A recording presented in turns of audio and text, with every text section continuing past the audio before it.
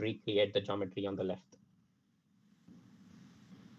Similar explorations could be done, like, again, to play with things. We always use this example of a Jenga, like looking at to create like what is the maximum overhang problem, trying to create cantilevers and still have the geometry being stable.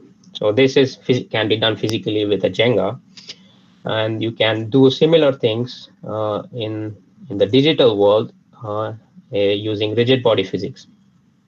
So this is just a tool. Hopefully it is working. Yeah, the video is not working. Yeah, okay. So basically it's the same thing to try and see what are the cantilevers possible by just placing blocks in a digital environment. So it's using the same techniques, what you are using in the physical world, but applying it in a digital sense. So you need to find the relevant tool sets to do this. That's a skill on its own. But there are tool sets available, as I mentioned, like quite a lot of them available these days. So you can explore these things. Similarly, it doesn't need to be only related to architectural things. You can also start playing digitally, looking at relevant industries in computer graphics, because that industry has done a lot in terms of geometry processing. So there are like a lot of technical papers out there which you can look at and implement your own in a small little way to have fun with it. So basically in this case, there is no immediate application to it, right? But you're developing a framework to see, to go from a coarse mesh to a high resolution mesh. So this understanding of this to just playing with it, then eventually you can find applications inside of architecture. So you can apply the same tool set to create a facade or a sculptural piece. So this is the same tool you saw previously, but applied onto a geometrical problem inside an architectural domain. In the same way, you can also look at resources to learn statics, graphic statics, or form finding, digital form finding. Block Research Group is a good example. And what I mean by graphic statics here is just an understanding that given this network on the left, which is on the left side, which has 3 edges, 1, 2, 3, if that network has to be in equilibrium, that means a dual or a reciprocal of that, which is the force diagram, has to create a closed polygon. So if this creates a closed polygon, that means this point in the middle is statically stable for self-load or whatever load you're applying here. So this is an insight in geometry, right? So this is very visual, and that is why it interests us, because it is now you can visually verify whether through this force diagram, whether your geometries are in equilibrium or not. If not, you need to make them, you can write your tool sets to make them converge into a polygon, so your geometry is in static equilibrium. So then you can implement your own tool sets to explore the same. So basically taking the same and creating form and force diagram and exploring what happens to these form and force diagram if I do some mesh operators on it. So like on the left, we are changing some parameters on the input geometry and seeing what is the influence on the form diagram and also on the force diagram. But you can see by default, by setting up the tool set to make it always find equilibrium shapes, you can see on the right, even though it's all quite complex, all of them are closed polygons. And that would mean any corresponding vertex here is in static equilibrium. And then you can easily expand on these things onto a design tool set. So this is applying the same tool in like a designer environment, in this case Maya, and then you can explore the design space given by this, right? Like now I'm fine, while I'm modeling on the left, you can find the nearest or the closest compression only network intuitively and try to do a design exploration using the tool set. Now, the thing on the right is already guaranteeing me that it is it is in equilibrium, so I don't need to worry. Now, I would want to explore the design space this offers to me.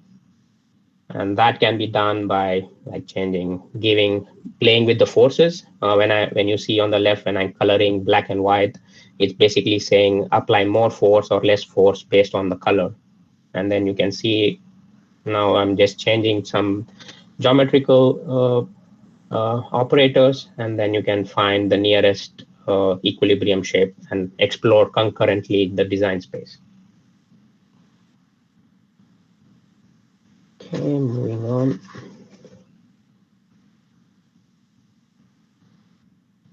Yeah, so once you have the tool set in space, then you need to find applications, and that is where what we do through studios or through workshops to create a design objective to explore in the tool. In this case, this was a collaborative workshop with Block Research Group exploring equilibrium. So to kind of create equilibrium only shapes, which can be, all of these blocks can stand together only in friction. They don't need to be glued or anything. So an example of that is in this case, we are trying to do a spiral staircase, which is in equilibrium. But you can see like this video is just to explore whether it can stand in equilibrium. And the video here on the right actually just shows that when you were trying to build it, it fails, but eventually it stood like on the left-hand side. Similarly, like students were exploring, in this case, like a tension compression ring. The whole of the geometry is actually held together in this shape by this thin pink string you see on top, which is in tension. And that tension force is actually keeping the rest of the geometry in compression and taking that shape. And if you cut that tension ring, all of this will just collapse because it is standing just purely based on compression and friction. Similarly, explorations would be like to looking, that was on the static side of things. Then we also focus on developing tool sets for fabrication, right? So here, building up on tools such as differential growth and incorporating tool sets such as planarity. Here, the idea was to, the logic is that if you given any triangle, if you can inscribe a circle, an incircle, which are all tangential to each other, which you can see in the next step, which is what's happening here, this would ensure that all of the faces of these hexagon are planar. That means they are all flat, and they can be done easily, because they're all flat. And the objective we were trying to do here, because they're all flat, we wanted to make it out of hot wire cutting, so that it's like you just pass foam through a hot wire and cut it. But in this case, all the geometries are unique, so it needs to be automated. So in order to automate it, we have to look at robotic fabrication. And for robotic fabrication to happen, you need to understand what the robot can do. So you understand what the inverse kinematic chain is, and you can write your own tool set to see how a robot functions, and then explore whether a given geometry is feasible or not. So this on the right again is like a simple tool set which we have and once you write your own tool set, you can integrate it into a design environment you are comfortable with, and then explore the design space. And once you have the tool, you should also have knowledge of how to export them into the robot.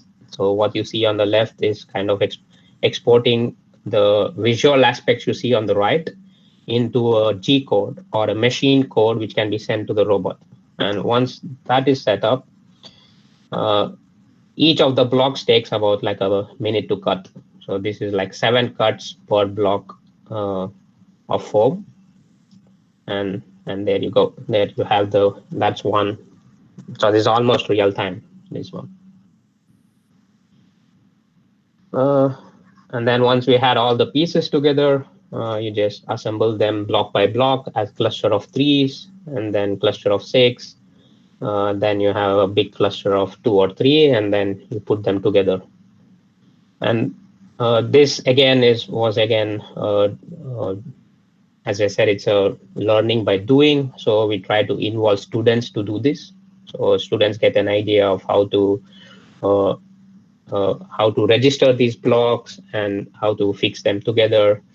And important thing to learn from this is like this, that it's a doubly curved geometry and all created by planar blocks.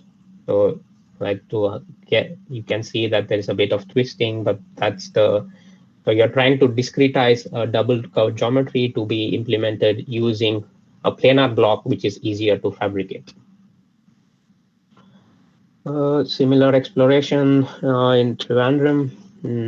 This is looking at freeform structures, freeform spatial structures. Here we are looking at like a mathematical principle known as Verignon's theorem. Basically, given any polygon like A, C, E, G, if you can offset equal distance from A and also from E, and the inscribed polygon is always going to be planar. So this is just a simple geometrical principle, right?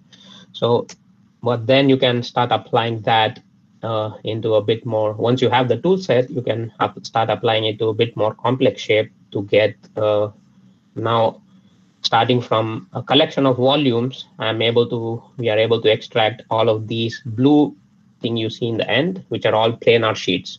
So it is easily unrollable into flat sheets and cut with a laser cutter. So that's the idea. And then you can expand this and explore the design space attached to it. So in this case, looking at a collection of volumes to create like planar, like fabrication-aware geometry.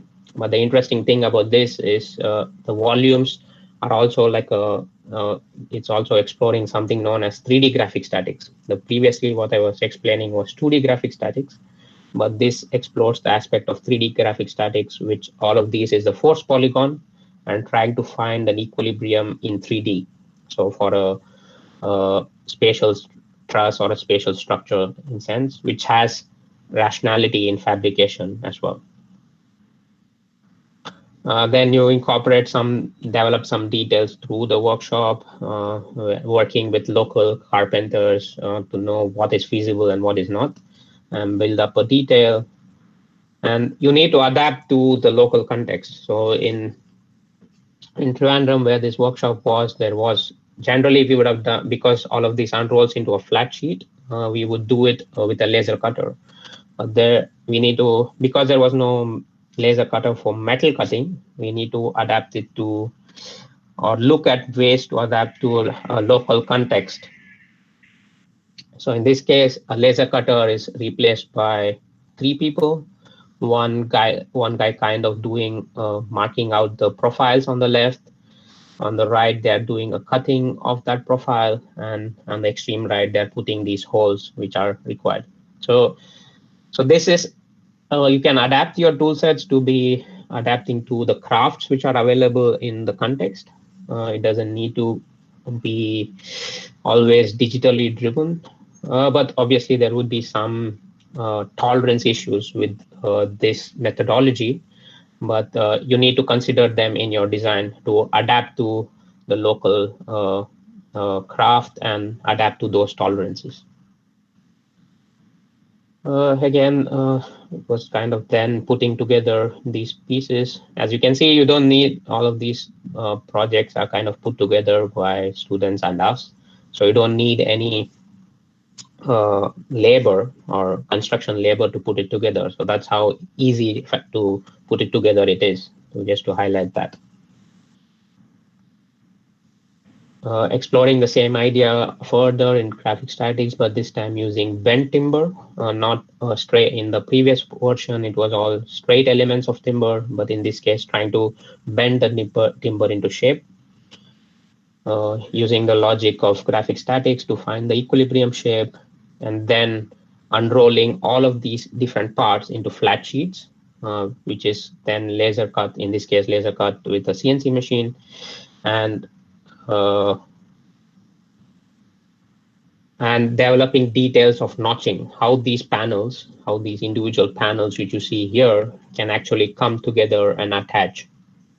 So there are different variations of notching we studied, and the one we used was this. So there were, I think, 12 pieces, and this was the fabrication methodology.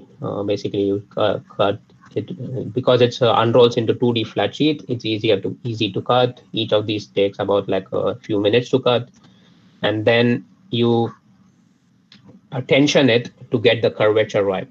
So like that's what's happening with the black threads here, and you can see how light it is. That one person is able to pick up one whole node, and once you do the all the notching, but you need to fasten it, and that's what's happening here. Kind of using like a winding of the threads to notch it in place and keep it stable. So this is another exploration which you can do, like doing physically first to understand, okay, what is the technique of notching, which makes it notching and then winding of the threads to keep it stable. So first you do it manually, and then you decode it to understand the logic of doing it if a robot had to do it. So that's why you can see on the left on the video, it's actually the user is just using one hand to do it. So basically, eventually we want the robot to do it. So, but what is the logic? So we need to first, maybe you need to do it physically, then decode it, and then encode it onto a physical or a digital setup. And then this can be transferred onto a robot eventually. And that's how you grow the research. Yeah, so in this case, like the students were having fun of winding things as well. But yeah, but there was a second aspect to the project of doing like tension surfaces, which I'm not getting into here. Not sure why this picture is so blurry, but another aspect of exploration is to combine these curved crease folding with a compression network. And so in this case, doing like a force density method to find the compression only shape, and then doing a post process to create these kind of Y-shaped nodes, which, as I was explaining in one of the earlier tools, if you can do it on one panel, one Y panel, which are curved crease, you can run it on many panels together. So in this case, all the Y panels are planar and can unroll into flat sheets. So this was acting as a mold, which was cut with a laser cutter and bent into shape with like basically by students, and putting in nominal rebars just for assembly. It is in compression. You wouldn't need it. You won't need the rebars to act when the whole structure is assembled. But while assembling, you might need it because of the forces. So that's why we put in some nominal rebars. And in this case, we were using the help of laborers to put the concrete. So these curved crease folded molds were used as molds for casting concrete and then putting them together on site using the logic of connecting these Ys together and building them up. Similarly, like applied the same logics of fabric structures in other workshops in Bangalore or in Mexico City, doing a topology optimized shell. So in all of these things, it was mostly kind of exploring the design, building up on one aspect, building up the tool sets, building up the knowledge base, and then exploring the design space given by a certain types of static tool or certain kind of fabrication tool, and trying to bring them together and explore the design space, and learning and building up that knowledge base, which can be further developed in professional setup. So coming on to the second part of the presentation, which is where we do it as a collaborator. So this is now at the office, where we try and collaborate with industry partners, such as who are doing 3D printing or hot wire cutting or concrete printing, timber, freeform timber structures, and create a project where we bring in the design knowledge and our tool sets and the collaborator is bringing the knowledge of their technology and create a technology demonstrator as a proof of concept. So these demonstrators vary from looking at vary in scale quite a bit also. So it can go anywhere between a small like furniture scale, in this case exploring a 3D printed chair with statistics. Here the exploration was looking at not only like 3D printing was a technology, but on the geometry side, it was exploring form finding, but also topology optimization. So what that does is to find areas where the structure is actually needed and where structure is not needed.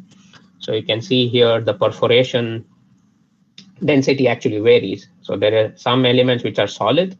That is where for a given load, in this case, an 80 kilo person sitting on the chair, that is the critical load path which is needed. So that needs to be solid, and rest of it, actually, you don't need material. So you can save material by removing it. And this is quite feasible with 3D printing, right? So in this kind of high resolution 3D printing, you can do custom parts and custom shapes. So, and that's what was explored in this case. Similarly, collaborating with the stone manufacturer generally, and who were also looking at combining stone with carbon fiber. And in this case, again, exploring tool sets of form finding to find the compression network, and then separating them into compression tension. So the stone kind of acts are used where there is more predominantly compression, and the black, which is the fabric carbon fiber, is used to work in tension areas. This one is like a dining pavilion with one-to-one and UAP. This is again developing on the chair project, developing like topology optimization, but in this case, an architectural scale project, in this case, a pavilion. Again, bringing together knowledges about like making things planar, making things torsion-free, so it's easier to build. All the knowledges we saw in the educational side of things and applying it in a design scenario. So in this case, making all of them developable strips, which can be unrolled into flat sheets or bent into shape with a metal or wood. You can see, so if the tool set is working on one, it can work on any number of panels. So this, I don't remember the number of panels here, but you can see that the same logic works.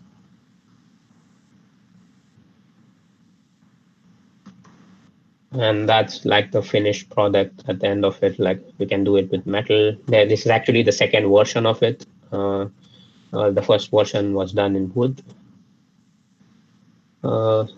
This one is a collaboration with AI Build. Here, looking at strategies of ruled surfaces and 3D printing with a robot. And the design exploration here was to explore something known as differential growth. So basically growing a line so that they, as long as possible, inside a given domain or a given surface. But the idea here is it's not just it's a design tool, right? It's not some random just generation of things. It needs to incorporate fabrication parameters and also structural parameters. So you can see the density is changing. So the density is kind of high towards the boundary where there's a lot of forces acting on it, and removing material where you don't need. So the porosity and in the middle where the structural action is less.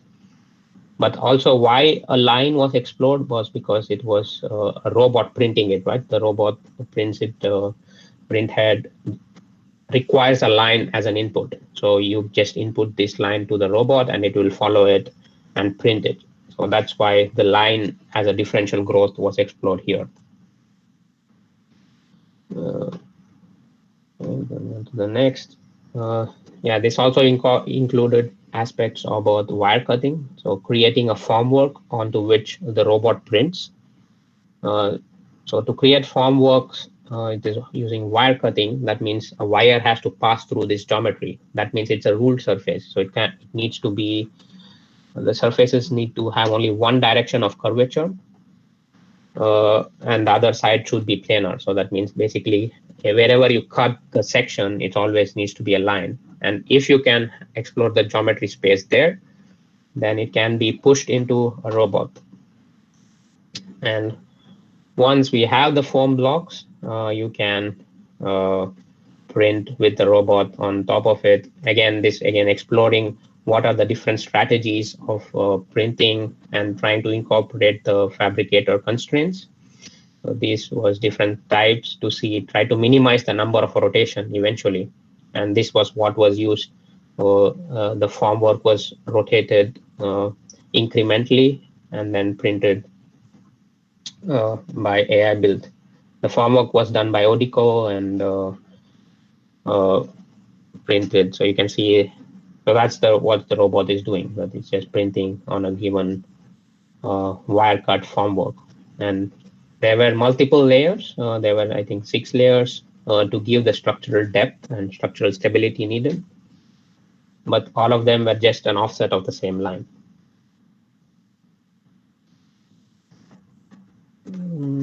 Yeah, so you can see the formwork on the left. It is coated with some so that while you're printing, the plastic of the print doesn't stick to the foam or burn the foam away. So that's why it is coated with the resin. And that's like in AI build. So this formwork, because it is ruled surfaces, it is each of these, there are 6 blocks. Each of these blocks took like 3 minutes to cut. So it's like a very efficient way of producing formwork. It's like compared to milling, which would have taken a few hours for each of these blocks. Here, all of the formwork was actually done in like 30 minutes to 1 hour, and that is already quite a lot of time saved, right? Time saved is also resource saved. Yeah, and here, this again similar in China. This is like the Beijing Biennale. Again, looking at topology optimization, kind of revisiting Candela's high-part shells, which I showed as an example there, but not in a sense of a typical ruled surface, but in a sense of a grid shell and optimization into it, like kind of giving structural depth where it's needed and making it thinner where it's not. So you see wherever you see like pink zones, that means that has the highest structural depth. And where you see predominantly blue, which are somewhere on the top, that has the least thickness. And all of these was done with bent pipes in China. I'm not getting into detail on that project. It was a precursor for which comes next, which was called Candela, which was done with in collaboration with Philip Block Research Group and Architectural Extrapolated. If you look at all the structures of Candela, the major there is rationality to fabrication because they're all ruled surfaces, but you need to create a scaffold. So basically, you're building the structure twice. So you need to build a scaffold, then cast concrete, and then remove the scaffold. So the idea here was, what if we made like a lost formwork, which is the formwork is given by the fabric, and then use that formwork as a guide for laying out the concrete on top of it. So this is the workflow which was used. It's a collaborative between ZHA in London, ETH in Zurich, and Architecture Extrapolator working on site in Mexico. So these are kind of some design exploration from finding of the shape, and then developing the knitting pattern. In this case, the interest was on the knitting, trying to also the pattern also kind of highlights the force flows in them, and then splitting them into patches, which can be knitted in a machine. Once that is knitted, the formwork is actually so light, you can actually take, it was shipped in a backpack from ETH Zurich to Mexico. And these are some kind of structural tests and some rendering tests to see real-time rendering, what the patterns look like and what is the textural feel in the context of the museum where it was going to be exhibited. This is the knitting machine in Zurich. The whole of this project, because of all the workflows were already kind of set up through other collaborations, the whole project took about 2.5 months from design to production. So now you can see the knitting is actually Mariana. You see on screen her PSG project, and she is, after knitting, taking them in 2 backpacks to Mexico to build. And when on site, this is again combining with the local artifacts, right? So Mexico is very known for their concrete finishes and concrete structures and the construction knowledge there. So in this case, combining the two of getting the guide work using a cable net on a tension surface. And then in this case, you needed like a minimal scaffold. You don't need the extensive ones like it previously needed in the Candela structures, and then erecting the formwork in space using the cable nets. Because it's in tension, you just pull the tension, the cables, and it's also saved material again by introducing some kind of balloons in between voids where we don't need the structural depth. You'll see it in a minute. So you can see these kind of balloons which are inserted just to create the void before casting. And the special kind of concrete was used which hardens quickly to spray on top of the fabric to get the rigidity first. So this again, technology being developed in ETH Zurich, and then combining with the regular concreting and skill set of the Mexico laborers. And yeah, there's skill set in doing these kind of concrete structures which are like doubly curved. So again, I think the overall construction took about 3 weeks. And the fabric becomes part of the aesthetic. It is lost, but it creates an inside and outside, and it becomes part of the design aesthetic. That's the knitting machine, few more images there. And that's like the spraying of the concrete on top of the formwork. Yeah, similar idea here, exploring minimal surfaces. Again, done with fabric. There's no concrete casting. This is the mathematics gallery at the Science Museum in London. Looking at, so here the exploration was to create minimal surfaces. So minimal surfaces can be defined mathematically. Well, that was the initial design space exploration. But once we had the geometry in mind, then you do like physical form finding. So the first step is to rationalize the boundary into 2D bent curves, so it can be easily bent with hand, and then suspending the fabric and finding the minimal surface given inside of that boundary. So that was the rationale here. So you explore the design space using simple like equation you saw on the bottom. But once you're happy with the design and you want to explore it further and make it more fabricational rational, you need to adopt different rule sets or different tools to make them rational and easy and simple to construct. We also made like physical models, like 1 to 5 models, to understand what should be the seam layouts of this fabric. And it's also quite an important thing to understand or develop this knowledge, right? Because here you see on the left, that's like the design concept, and there's a lot of curvature. But the first instance, once it goes into the fabricator's hand, they come back and say, okay, this is what is feasible. But because you've set up the tool set and have the knowledge base, you can negotiate with the fabricator or the manufacturer to push and try to be as close as possible to the original concept. It might not be as doubly curved as here because it's not feasible because of the material flex, but you're still trying to retain certain features and try to push back.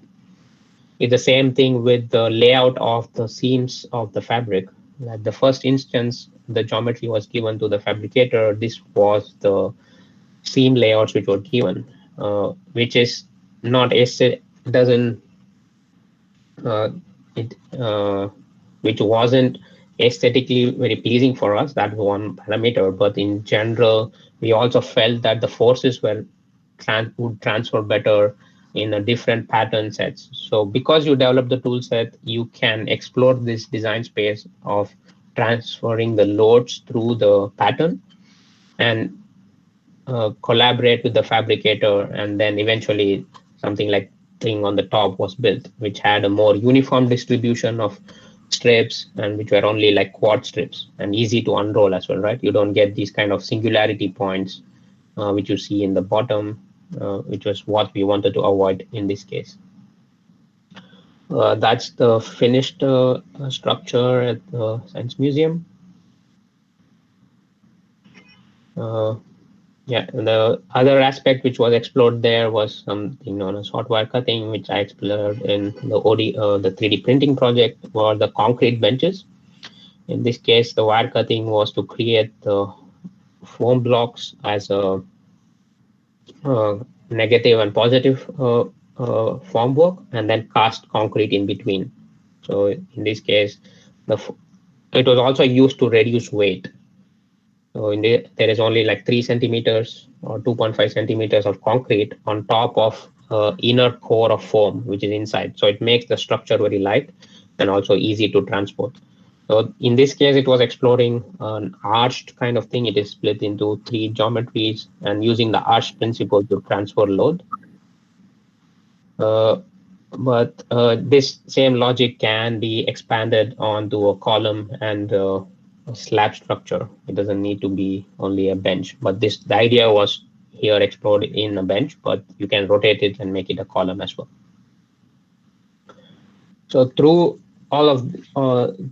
the academia and technology demonstrators, we are also building up, stacking up, and there is like technologies maturing in the industry and developing the knowledge of the industry, but we are also developing concurrently or scaling up a computational framework in a framework library where it's what we call architectural geometry core, which has tool sets to create content such as minimal surfaces, rule geometries, 3D printing, curved crease folding, spatial structures, more so now machine learning and data-driven designs. And all of these aspects are getting developed, and it getting added more project-related things, such as what are the costs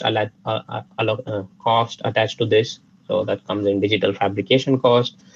What are the building products available out there? What is the procurement strategies? So you're scaling up the framework through these kind of things, and you're also scaling up the framework, your own core framework, to adapt to different design technologies out there, right? Because you want your framework to be used, you need to find ways to interact with predominantly use things such as Rhino, Grasshopper, or on the right side more and more so with more of machine learning with Python.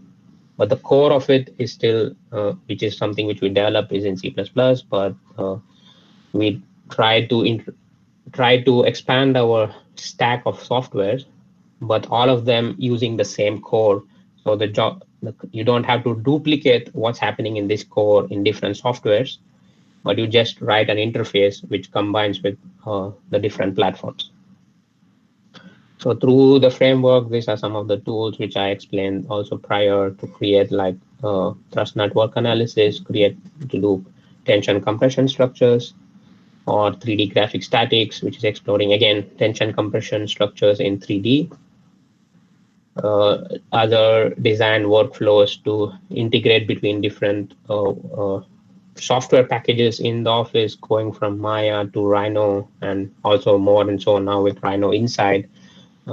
Like kind of building up the framework, and more and more recent, more and more so now, you also incorporate like environmental performance. So try to build up like a solar analysis tool, but as a design tool. Like in this case, generally, if you look at all the FE analysis of solar tools, it takes about like quite a few minutes to compute on a given geometry, especially if it's a high resolution geometry.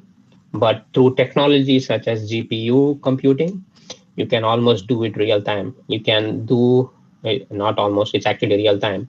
You can modify the geometry on the left and get like real-time feedback of what is the impact of the structure, impact of solar analysis for the year on the geometry. So you can see like you're modifying the geometry on the right, in this case only rotating, but you'll see a bit more like you're scaling, and you can see the right geometry kind of changing, right? Like what is blue and what is red changes based on geometry. So you're already having feedback of solar analysis. You can combine this with the structural form finding tool. So then you have both solar and structure working together, and then you can apply developability tool, add to this, and then you're exploring a constrained design space, which is environmentally responsive, which is structurally feasible, and fabrication feasible. So all of these aspects, as I said, like feeds into the architectural projects which we do in the office. As in we as a team are part of certain projects in the office, and this is the knowledge we try to bring onto the project. And we are seeing wide scale application of these in like cultural projects such as stadiums and arenas, metro stations, but also in like smaller scale projects such as offices, modular housing, participatory housing, and so on and so forth. So you see like the kind of the things research actually goes through. So you kind of gestate or ideate and research project through academia or through workshops. You gestate it here, then gestate in the office through technology demonstrators and develop a software package related to it, and then you start seeing them applied in a wide scale of projects inside in a commercial setup. So I will explain a bit on a couple of projects. We are doing multiple projects, so I can't explain because of confidential reasons. I can't go into the metro stations or the offices. But I can show you some glimpses of what's happening in the stadium and the participatory housing side. This is a stadium we are developing with the idea. It's these geometries are kind of suitable for large span roofs and facade systems. This is a video. So the application here is trying to on the facades. You can see the louvers or the large scale roof structures trying to be more. It's a membrane roof, which is found to be a tensile cable net, or a louver, which is made up of modules, which can be repeated through the structure. And the design here is kind of exploring, trying to be a bit more like on the not a typical stadium, right? On the right, on the southern side, it is more like with all the terraces, more like a people's plaza. So people are coming in, and it becomes more like a temple in that sense. And on the north side, with all the louvers and bringing in solidity, it is a bit more like an object. So trying to combine these kind of design aesthetics with the rationality of fabrication and statics. Another project which we are currently working on, and we see wide-scale application of architectural geometry in this domain known as participatory housing, where you're looking at modular structures. So you're building up a module of units and then trying to restrict your geometry creation to be inside of those units, trying to be, again, bringing the same notions, but in a smaller scale project, such as in this case, a 1-bed unit or a 2-bed unit, and stacking them. What the geometry allows for you is to create a kit of parts. So you can generate or create different kits for the same. So maybe like for a wall panel, and all of these things are related to the tectonics of fabrication, right? In this case, it is looking at timber construction. So you create variations or a kit of part which are adaptable to the type of construction. And this, using digital technologies and combining with what's available on site, which is like dimensional lumber, you create something known as modular bespoke. So you use, for bespoke geometry, you use digital fabrication, but for more modular geometries, you use what is available on site. So you create a combination of these two, and then you explore a design space which is feasible for that using just those kits. So you can see you can go from one bed unit to a duplex unit. You can start introducing a roof structure, balconies, what happens on the roof, expansion of the unit into a 3-bed unit or a garden unit. So there's a, just with a kit of 10 to 12 parts, there's a wide range of domain you can explore in a design sense. And that's the intent what we with these projects. Another aspect of the gaming industry coming in here is through something known as a configurator, where we want to include the end user participation into the design of the project itself. So what do I mean by end user participation is like so create a kind of a gameplay which kind of aggregates choices. So here the user, if it's a like a end buyer or a developer, they get different interfaces in this case, and then they choose what kind of what's the size of unit they want, and then they can also choose where they want. It's like a bit like the seat selection in a flight, right, where you're choosing where you want to sit, whether similar sense. So it's like a grid on top of which you select where you want to situate yourself in the site, and then also giving options on internal layouts of the inside the building, whether you want a 1-bed or you want like a big living space or a bigger room. You can, all of these is like the user is giving their preferences, and that is getting logged, and then create a community based on that.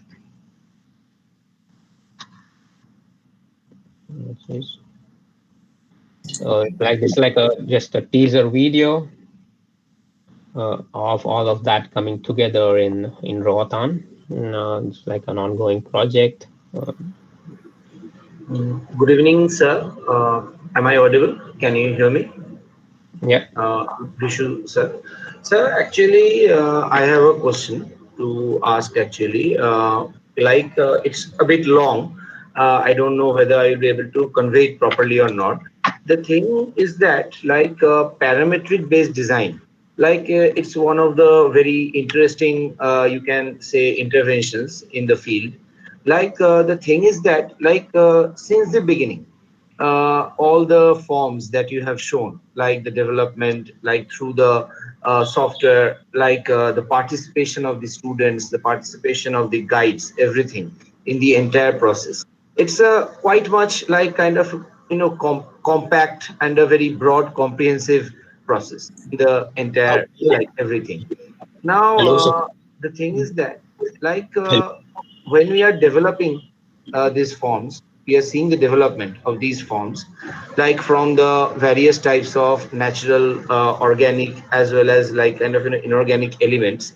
Now, the thing is that when we look at in India, at the various academic level, even in the professional level also, the students and the academicians developing the various forms for their designs. Now, the thing is that we try sometimes our best actually to develop interesting forms, out of the box concepts, but somewhere we think we like kind of because of the absence of probably some of these like kind of ideas or the proper implementation, like the final execution is not like kind of possible. So, sir, like I was asking that, are there like kind of, these types of processes, they can be implemented in some way in which right from the basic first year, second year, like the grassroots level, from the basic level, it becomes much more like kind of, like the students find it quite much more interesting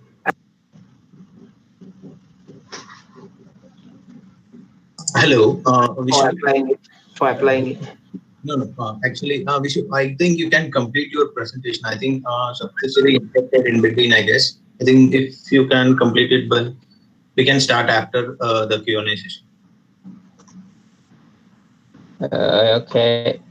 Yeah, I don't know where Yeah, I after finished. the proper completion of the presentation session, we'll have Q&A session. So please wait up to that. You can go ahead, Vishu. Thanks. Yeah, it was always anywhere in the end of it, like bringing. Uh, mm, mm, I don't know, like why the videos are not working now. No, Are you yeah, guys able to see? yeah, it's working.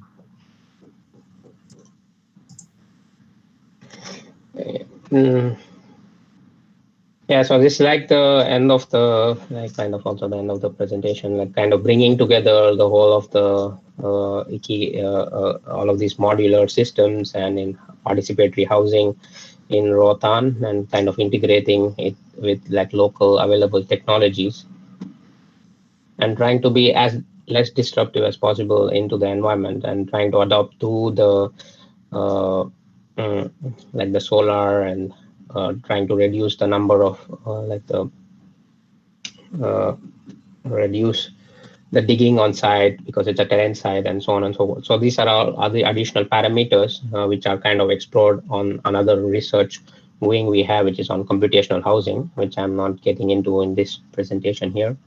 But yeah, like just highlighting on the aspects of like architectural geometry getting applied in wide scale of in terms of projects, in terms of going from modular housing to large scale projects such as stadium or arenas or metro stations, office blocks. And also it is explored in an educational sense in universities. And yeah, I would like to end with that and leave you with like a set of videos of like this is like student work from like a workshop of 1 week, right? So it is the 1 week with students coming with no knowledge of some knowledge of what Rhino, and some of them don't even know they were using it for the first time and developing. So if a student can develop these kind of outputs in 1 week, I'm sure it can be integrated into the curriculum in an early stage in first year, second year, third year, whenever you want it. And yeah, it is and explore the design space attached to it. And yeah, I just want to make a clear identification here that it is not about the software, it's about the exploration of the design space, and the software is just an aid. And so in general, it shouldn't be tech. So that's why all of the workshops we do is kind of doing, or teaching we do is to do learn by doing. So it is not a technical oriented tutorial based workshops or technical or tutorial based things for students to learn from. For that, there are like a lot of tutorials online they can use. But the knowledge base here is to explore the design space which comes with it, and that makes it more interesting. I believe makes it more interesting for the students because they're kind of exploring the design space using the tools available, and they can and exploring of the design space is what makes it more fun and makes it more real, and yeah, in general makes it fun, I think, or at least I believe it's fun for the students to do it. I might be wrong, but yeah, I think that's yeah. Thank you. I will end with that. Yeah, thank you so much, Vishu, for the wonderful presentation. And sorry to get interrupted by in between your presentation. I would like to move the session next to Q&A session. I think we are getting a wonderful questions from our participants, and we have our faculties also to come up with their questions. We can start with that, I guess. Yeah, Those I can answer with the one which was posted, or the one which was asked previously. I don't know who asked it. In sense like how to integrate it into the academic setup, right? Like that was the question. Yes, sir. Yes, sir. Exactly. Yes, sir. Yes, sir.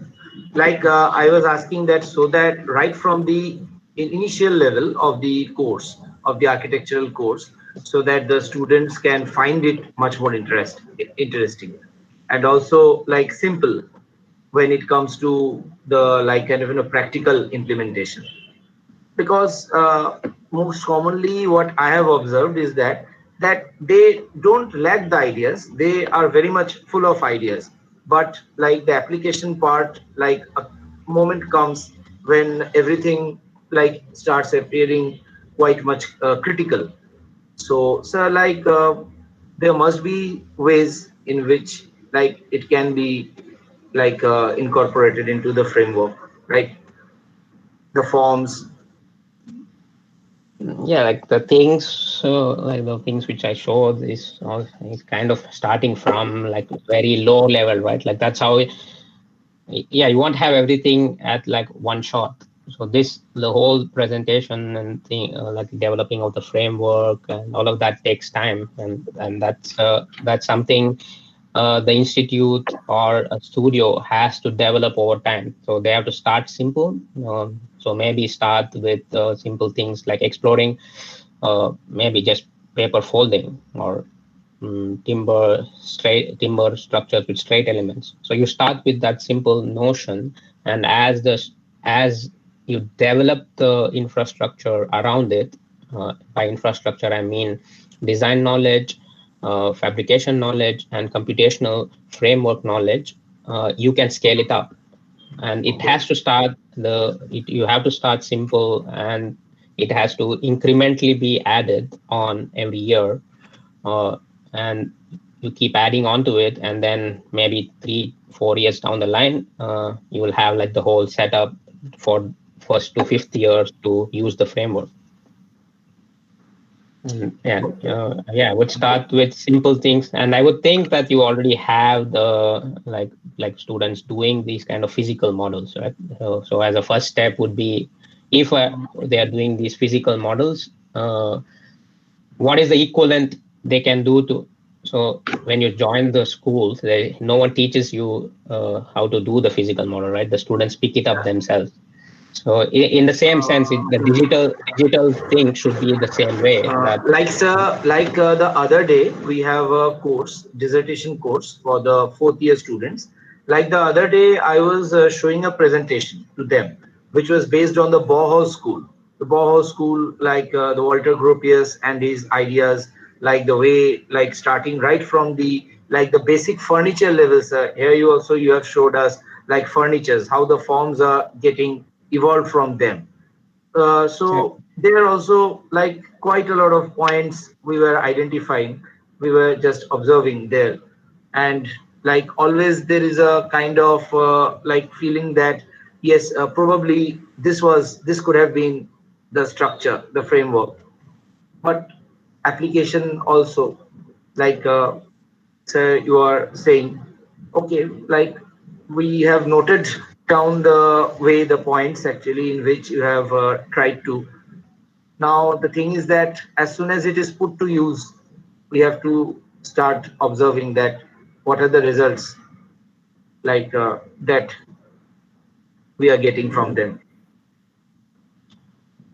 Yeah, like that's also making another aspect is to also make students responsible for like the research output, right? So they should take pride in the research and try to bring out or write papers, for example. Make Yeah, can yeah, be yeah, that, yeah. so that's how you disseminate knowledge even within the institute. Like if a senior student who has been in the school for 5 years is able to write a paper which person joining now can read and understand and develop it further, and like a what is that, vertical studio should be there, that there should be collaboration between a first year student with a fifth year student. So there is a knowledge dissemination through physical interaction, but also documenting, making a rigor, bringing a rigor in documenting things and writing a paper, let's say,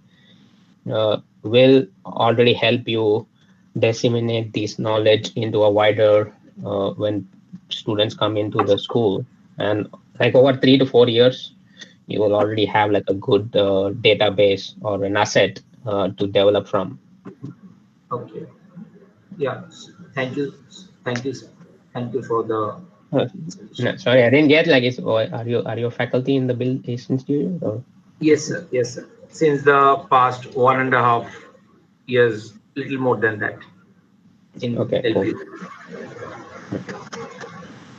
Yeah, they would like to move to Smart Goel for his question. Hello? Yeah. Am I audible?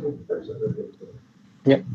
Yeah. Good afternoon, sir. So my question is like, so on an architectural level, the structures that the studio makes are instantly recognizable and not just restricted to the structural level, like you talked about installations. So there is a unique character to whatever creations the studio is involved in. So how does the design process involve the local context into account or the local locations where you're working on and still embed that signature touch to your designs?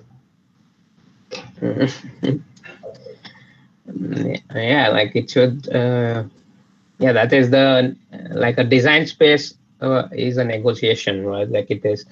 It should not be only. There is some design interest which we have, and there are like a lot of teams in the office, right? Like 25 to 30 teams, and each team has their own aesthetic flavor or aesthetic preferences. And like as a designer, all of us have different tastes and dislikes and likes.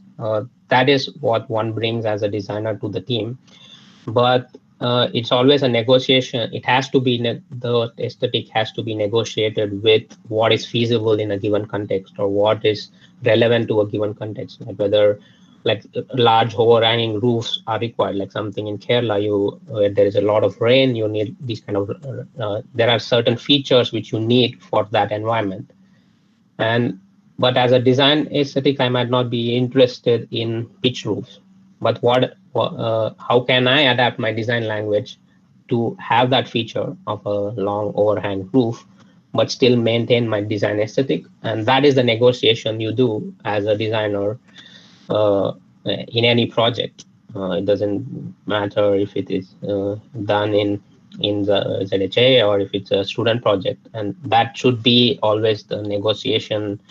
In any design project should do. There should be a core design language you want to pursue, and it should negotiate with fabrication, statics, environment, and all the other parameters, which you can easily incorporate with all the computational tools you have. And that is actually the best part of the times we are in now, because of the technology. Is like you can, in a very early stage, incorporate all of these things into a design project. You're already informed about how it would perform structurally, how it is performing environmentally, because you have this feedback, and then you can spend more time in on the design itself, like trying to find the solution space which caters to your design sensibilities, but also to other parameters. Thank you, sir. Yeah, and next we have Rosma's question.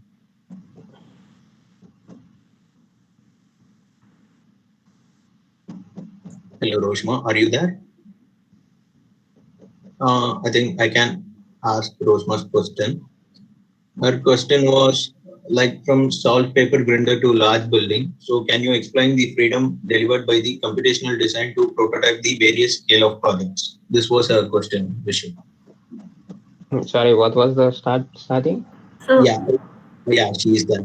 So good afternoon. So Zardid Architects works on different scales of project. Like small salt pepper grinder to large buildings. So can you explain the freedom delivered by the computational design to prototype those various scales of project? Yes, sir. Mm. Yeah, like the like by prototype, I don't know what you mean, like whether to actually build it or The various like design options. yeah, like the design methodologies would be like the methodologies which we presented here or what you can see on screen. It's not related to any shape or any typology, right? It can be the same methodologies could be applied to any scale, and you have to adapt your tool sets to do certain things at that scale. So if it is a chair project, you need to adapt your tool sets to work in a scale of a chair, like whether it is what are the parts which are like the segmentation process of the 3D prints into based on the fabrication parameters that should be incorporated would only come in based on the scale you're working. So the tool set is in that sense scale agnostic, but the fabrication and other parameters would be scale dependent. And once you start to combine these two, you can use the same design techniques which you use for a chair, even to design a stadium roof, for example. But the rationality and the constraints would differ, and that is what makes it different. And it should be naturally be different. You can't design use the same tower design for something else. It's a design exploration, and it should respond to the design brief, and in the design brief also includes the typology. So the tool set should be agnostic to typology, but the design sensibilities and design parameters should be related to the typology. Yes, sir. Thank you. Thank you. Yeah, so next we have questions from Oman Riaz Ago. Is Oman is there? Yes, sir. Good afternoon, sir.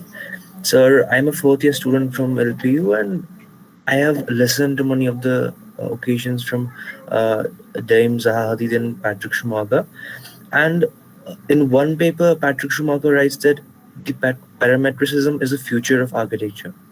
So my question is basically because I also try to implement such things in my academics, but how it is going to solve the problem of negligible spaces? That means spaces very, very, very having less contextual spaces, or designing a residential project for lower income group or weaker section groups. How you're going to deal with this for parametricism with the help of it? Yeah, like you can find. So you said that there, like you can look up at like the research on like Walkable London. Look up at where we are proposing how to find sites. So there's like a lack of housing in London, because taking London as a context, because I live here, and we need to build housing there, right? So, but there is not much land. So first is to find these kind of zones, or kind of end of block, what we call end of block, where we can try and insert buildings. So sorry to interrupt, but basically I'm asking now the Zahadid work, they work mostly on like airports and other projects which have really high contextual spaces. But in context with future, how you are going to deal with? My question is only how they are going to deal with this.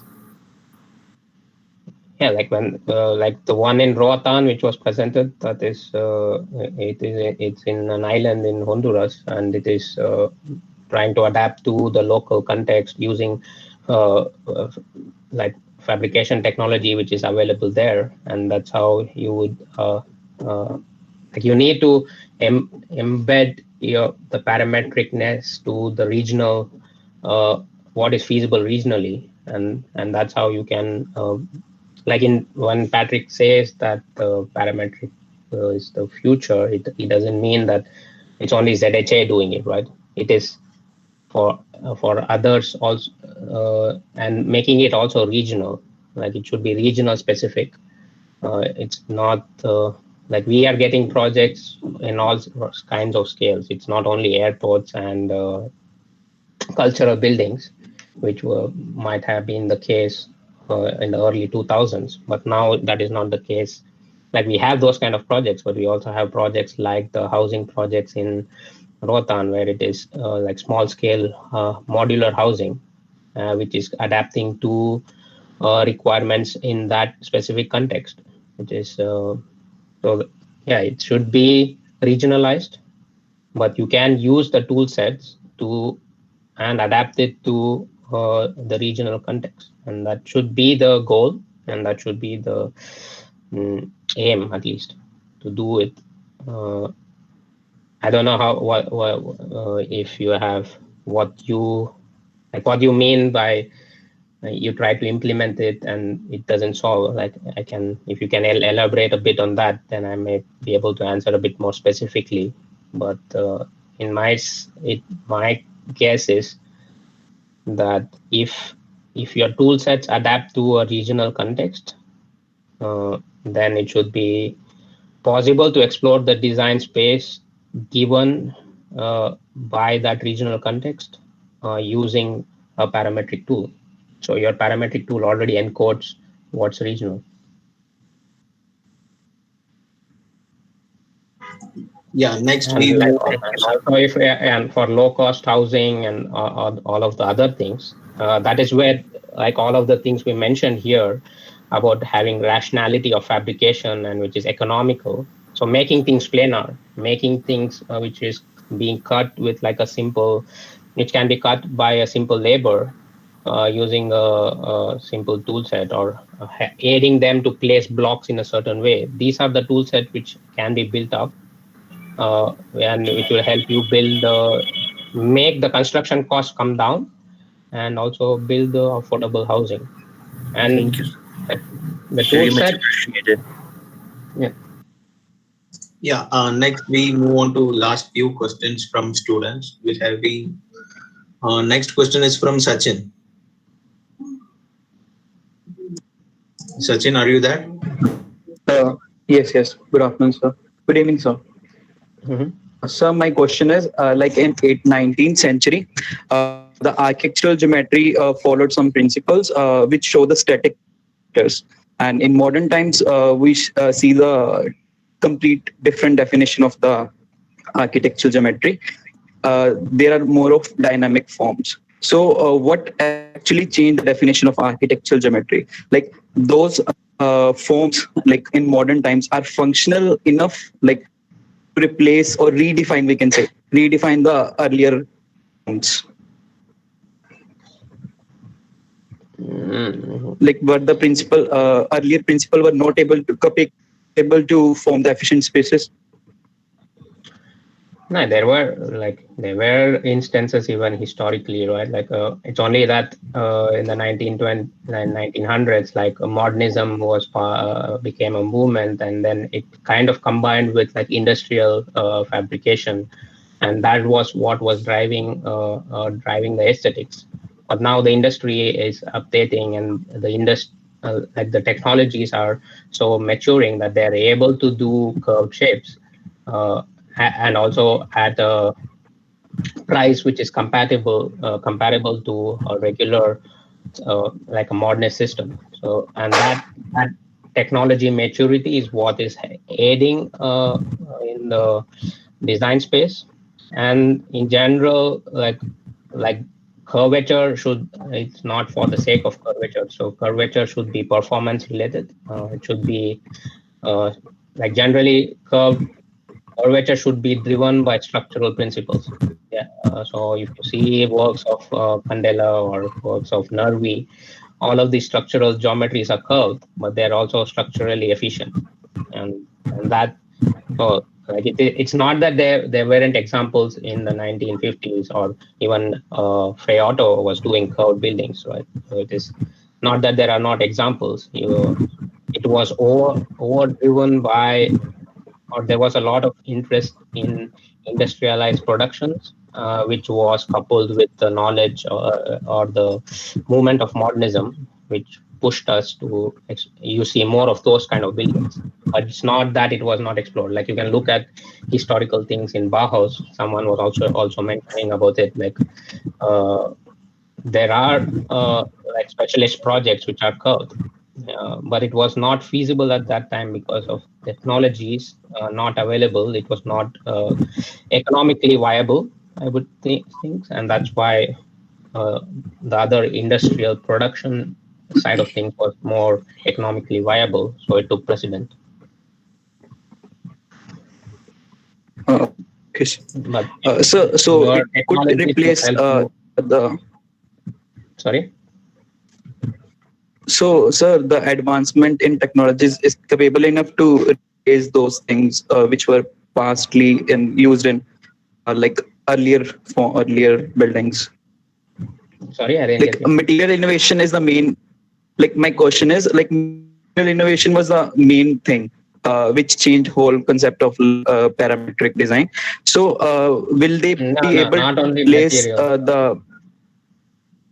No, don't get me wrong. It's not only the material technology aspect, but it's also the computational aspect, right? Like these kind of things Claudio was experimenting with, like physical form finding. It took a lot of time, or Frey Otto was doing it, took a lot of time to do these things. But the computational framework has also like made these kind of tools available for the general public to use. So that technology, so design technology combined with fabrication technologies, combined with structural technologies, combined with environmental technologies, is what is aiding you to design curved shapes now, and which are more feasible. It's not only like fabrication technology. Okay, sir. Thank you, sir. One last question from student Sriraj Javia. How would we relate the concept of kinetic building with net zero building using parametric architecture? I think he's asking a little bit towards the tool, I guess. Sorry? The question was, how do we relate the concept of kinetic building with net zero building using parametric architecture? The student name is Sriraj Javia. This will be the last student question. Yeah, like these are different things, right? Like kinetic buildings, you need the you need the yeah, I would think those are like constraints which you put into a design space you're exploring. So if it needs to be kinetic, it needs to explore one. There should be, you need to explore the technologies which makes it kinetic, and then adapt into it technologies which make it environmentally viable. And these parameters have to also be set up in a computational sense to explore the design space. And then, yeah, eventually, yeah, it should be like it has multiple things, right? Like kinetics and net zero. All of these are performance criteria you are setting out, and you try to optimize your design to be as close as possible to both these goals. So it's a like in this sense, it would like design is a multi-objective constraint solver. You're trying to optimize for, like you're trying to optimize for kinetics, you're optimizing for environmental performance. You should have tool sets to gauge this, what is the performance of the geometry or performance of the building under these two criteria, and then find the most optimum one to build. And yeah, so you should build up like the computational tool sets would allow you to do that now. So you can club these two parameters or these two constraints, or you can attach more constraints and then find a more feasible solution in the design space. I would like to invite LSAD faculties to ask their questions. The student part of the question section was end. I would like to invite our faculties. Raja, you can take the question of Vedant.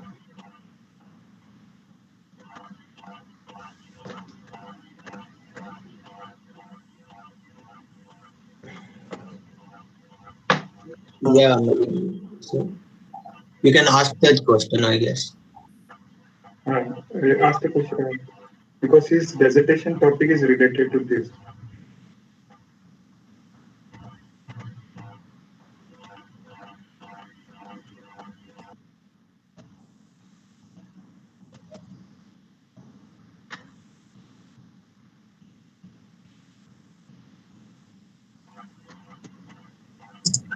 Sir, I don't think Vedant is here.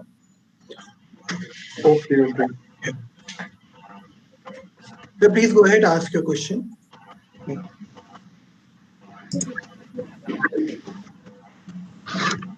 So I will ask on behalf of Vedant.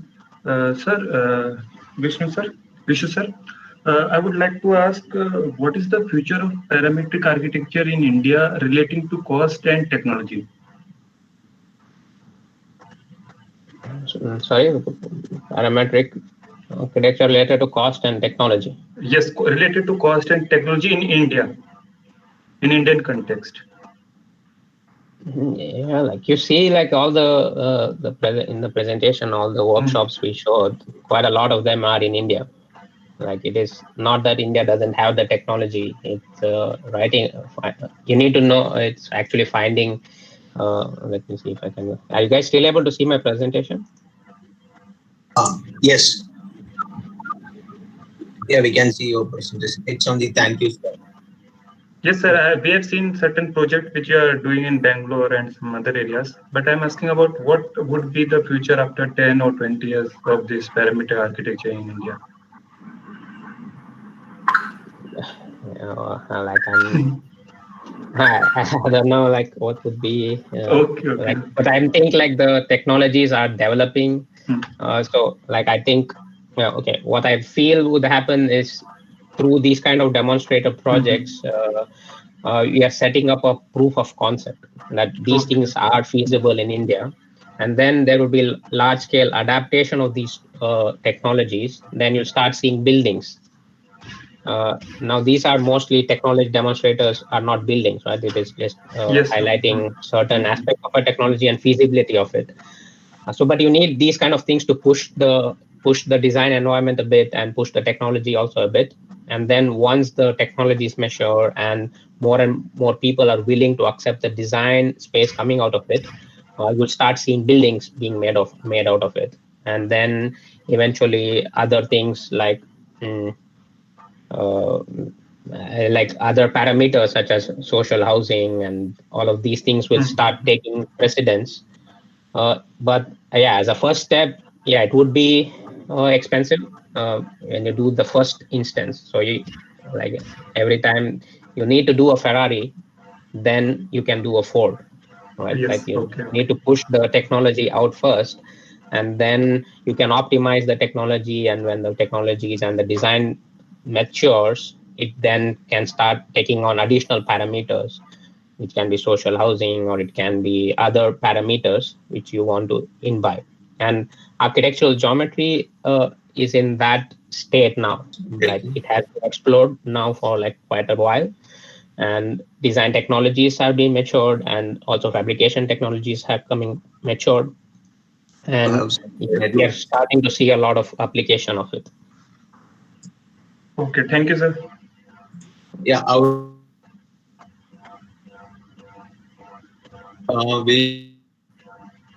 Sorry? No issue. I think you had a break in between, voice break while answering.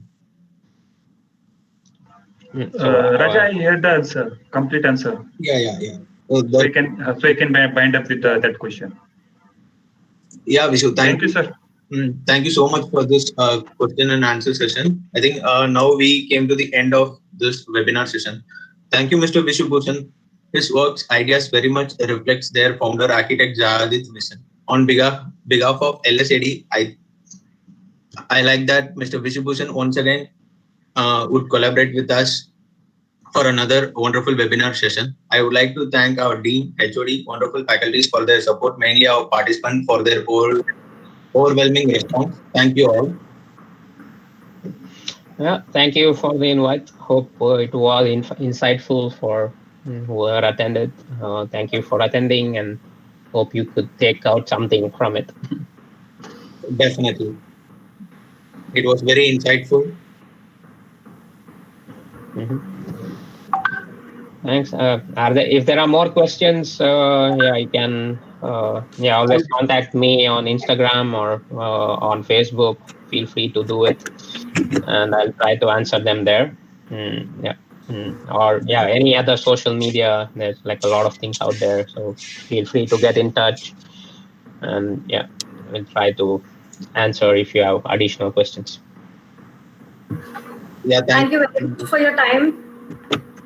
And, thank you for sorry to interrupt.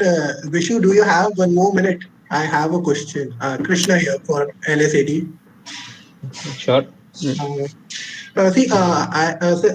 you mentioned that computational designing is a kind of exploration-based designing. Am I correct on this part? Like it is more of a exploration-based designing. It depends on like what's your interest in computation is, right? For us, but you can use computation to just optimize a given problem if that is of interest. But for us, it is of interest to explore the design space given by the different computational tools. So for us, it is exploration. Yeah, so my question is regarding this. So do you think that like computational designing affects our architectural spaces? Like once initially we have perceived something, but the end product might be different or not to that what we have initially thought of. So that's another another area of research also within the office, which is looking at how people perceive and how people feel inside a given space. So that is looking at it's called parametric semiology, where people like using crowds as a simulating or a simulating agent to see how they perceive space, how they navigate space, and inform the design of it. So like that, like similar to kinetic design, how it can be a parameter or an additional constraint. You can, if experience of a space is important to you, then you can attach those parameters or those constraints into your design space and explore it based on that. Okay. So it's mostly to, as I said, it is computation is just a framework, right? So it is you need to know what you like. Each one of us wants to explore different things in that framework, and you need to set out the problem what you want to explore and find relevant tools for that and explore in that. All right. Yeah. Thank you so much. Yeah, Vishu, once again, thank you so much for your time and answering all the questions, because people are very interested to pop out their questions to you. And there is some, people are very much interested with their questions. In between, there is some interruption. Sorry for that from our end. Thank you so much for your time. We would like to. Yeah, thank you. Thanks for the invite. Cheers. Yeah. Thank you, sir.